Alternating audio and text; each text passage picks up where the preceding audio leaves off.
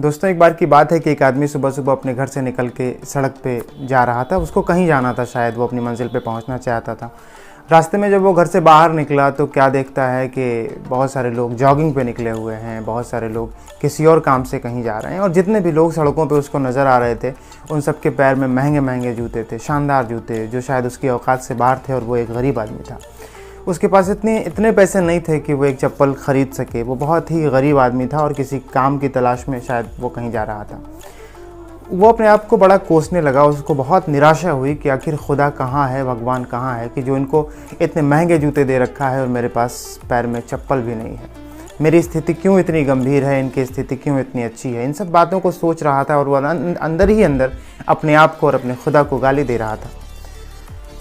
धीरे धीरे रास्ते पे भी चल रहा था। थोड़ी देर बाद चलते चलते ऐसा हुआ कि उसकी नज़र एक ऐसे व्यक्ति पे पड़ी कि जिसके पास पैर ही नहीं थे। वो आदमी घिसट के ज़मीन पे चल रहा था।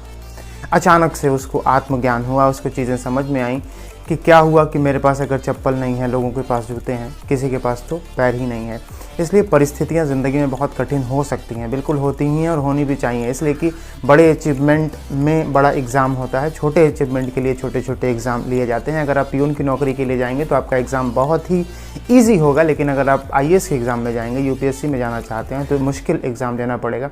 इसलिए मुश्किलों का सामना करना ही पड़ेगा और अपने आप को कहीं ना कहीं से आप अगर कोसेंगे तो फिर ये कहीं से भी किसी तरह से भी उचित नहीं है। हर हाल में खुश रहने की कोशिश कीजिए, अपना अचीवमेंट प्राप्त करने की कोशिश कीजिए। जहाँ पहुँचना चाहते हैं उस रास्ते पे अग्रसर होइए। धीरे धीरे, बिना कोसे, बिना अपने आप को छोटा समझे अगर आप चलेंगे तो आपको अपना रास्ता ज़रूर मिलेगा।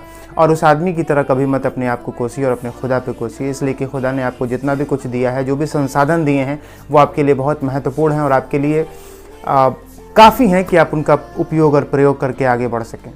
आज की कहानी आपको कैसे लगी कमेंट बॉक्स में ज़रूर लिखिएगा। इस वीडियो को देखने के लिए बहुत बहुत शुक्रिया। Thank you so much.